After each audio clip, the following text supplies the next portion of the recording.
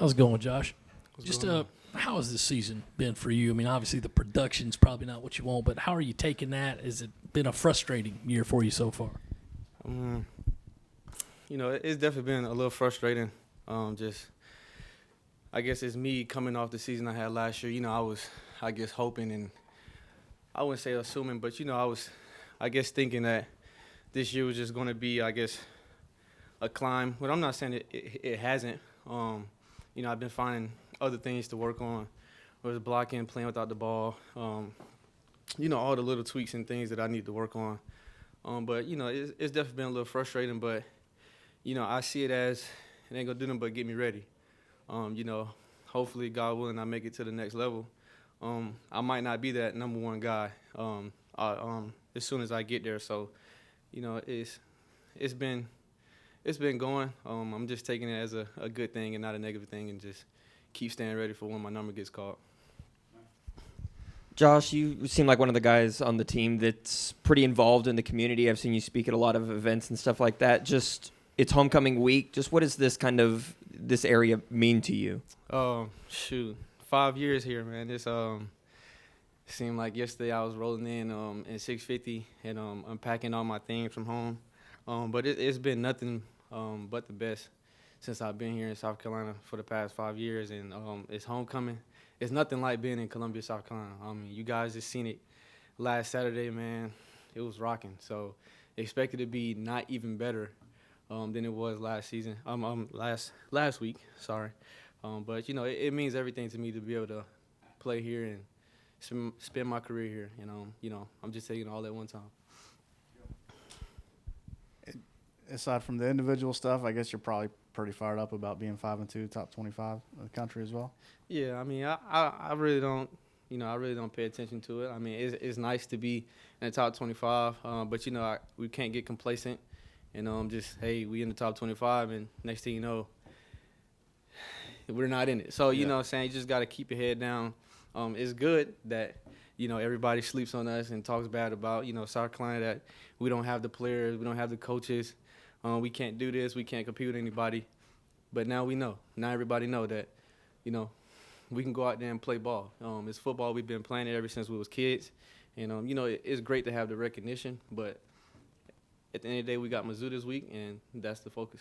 And individually, last couple games, it seems like you have been more involved, catching more passes and third downs. Yeah. How nice is it to make a big play on third down and keep the chains going? As a receiver, that's always good. For me, myself, it's always good to, feel like I'm contributing to the offense. Everybody likes the ball in his hands, but there's only one ball to get passed around. But, at the end of the day, it goes back to my coaches and Spence trusting me on third down and, being able to get me the rock. So whenever it comes my way, just got to go out there and make the play. Hey, Josh, we've seen your targets go up a bit the last couple of weeks. What do you feel like has changed in just kind of the offense? Is that just guys rotating through, or, has the connection between you and Spencer maybe improved or something like that?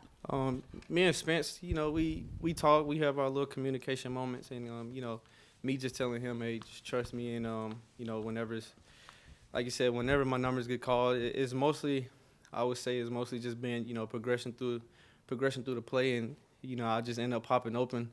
But, like I guess that one play on the sideline, he looked at me, I looked at him, and he let me go to work, and, he threw me the ball, and I was just, like I said, able to go make the play when the ball came my way.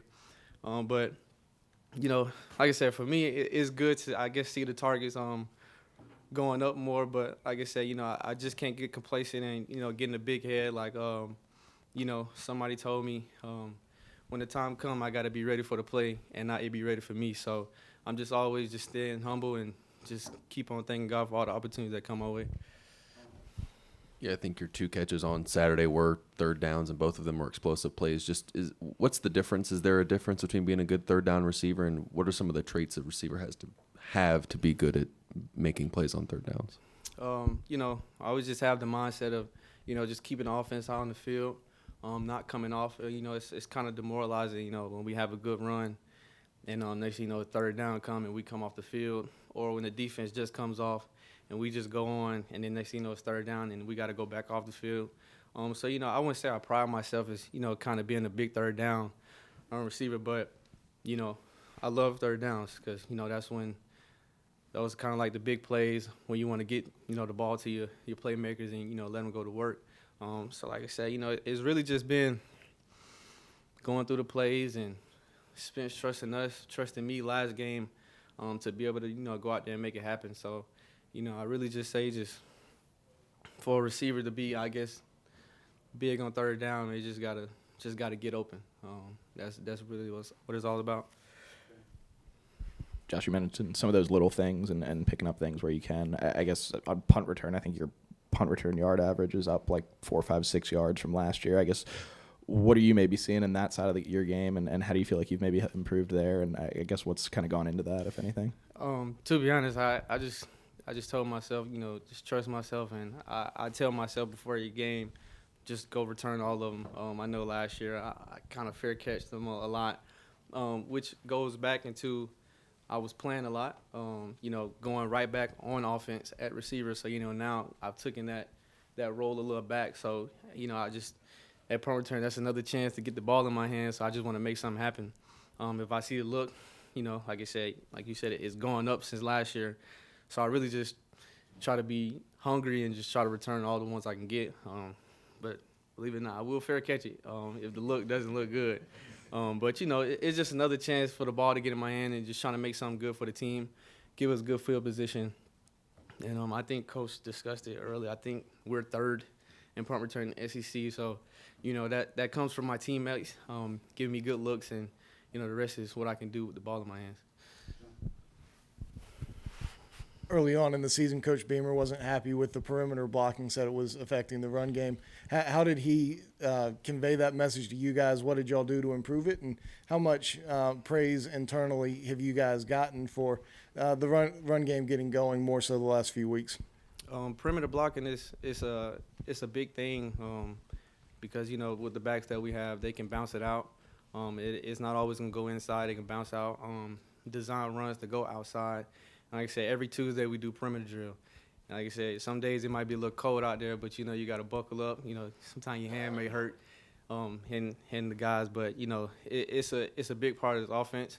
Like I said, it can be a run, it can be a pass on the perimeter, which is another thing to the run. But I wouldn't say it's been a lot of praise. You know, the coaches tell us, hey, we did a good job. Always need to improve on perimeter blocking, but it's hard just because, you know, the rules change. You can't cut block. You know, you just got to stay square, you know, not try to hold. You got to let go at the right time.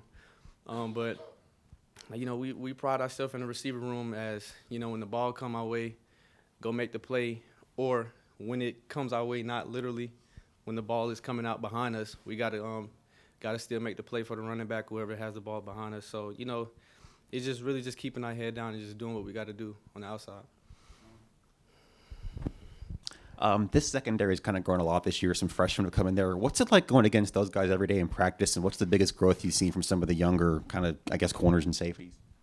You know, for the most part, you know, when you're on the team, man, I wouldn't say, you know, not down talking on other guys that we go up against, but you go against your best competition in practice. And, you know, just seeing the growth of the young guys, our freshmen, going against those guys every day in and day out, you know, it's a lot. So, you know, you just really, I don't know, man. You go against the same guys every day. You know, some days they may win, some days we may win.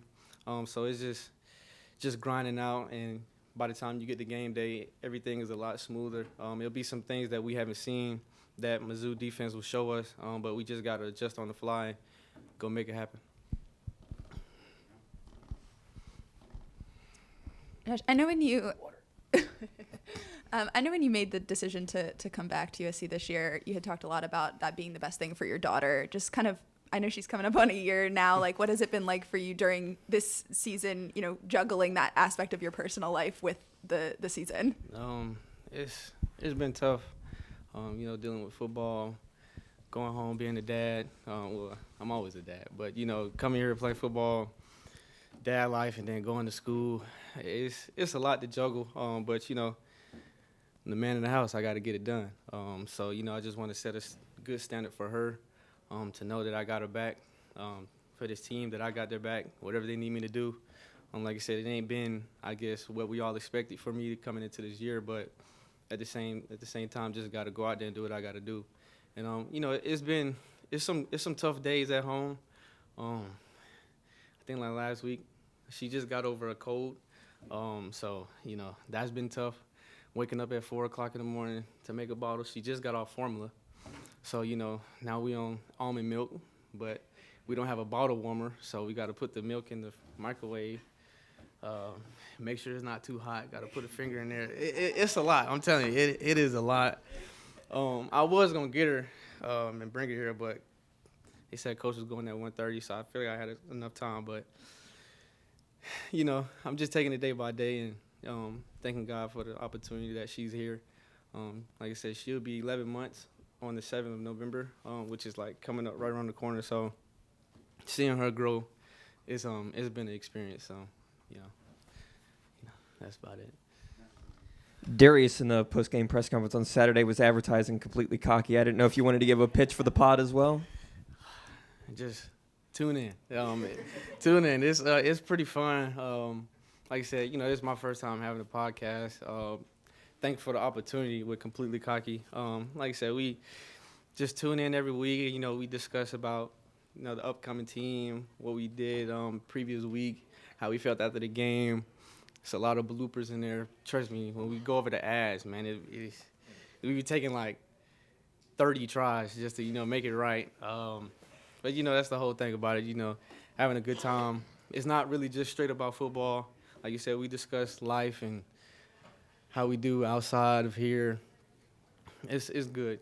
It's, you know, it's just a good perspective of a college athlete other than football. But tune in, Completely Cocky, Spotify, Apple, YouTube. Look it up. Hey, Josh. First of all, fatherhood is going to get a lot more rewarding as the years go on. You got a lot to look forward to. That's great. You know, whenever you get a good return, Xavier Leggett brings a kick back for a touchdown. Fans are all screaming about Beamer ball and this and that. How much pride do you guys take in that legacy and the fact that you are doing so well on special teams this year? We take it very. Go ask Pete Limbo. I promise you, he take it very serious. So you know, it's good to, I guess, have all three phases as dominant as we've been on this little stretch that we're on right now. But like you said, we pride ourselves on it hard. Like, you know, Zay had the 100-yard kick return. You know, I'll be telling punt return, punt defense, I'm like, man, y'all stop blocking the kick so I can try to get one. So, you know, and when I do get one, somebody miss a block, and I'm like, man, if you could just hold on for a little bit, man, I can. Like I said, I did get one, but unfortunately it got called back. So, you know, we pride ourselves very hard on it. You know, I said we go over it every day. Trying to execute. Like I said, Coach Limbo, man, he literally has, like, real plays. Like, for offense, he has real plays on special teams. So, you know, I'm pretty sure many special teams, they just have a couple calls. Coach Limbo has a whole list of things that we can do on special teams. But like I said, it's not going to do anything but get us ready for the next level. Like you said, I may go to the next level, and I may be on special teams for my whole career. So having this staff here, being so hard on special teams, you know, it's a wonderful thing. So can't take it lightly. Appreciate y'all.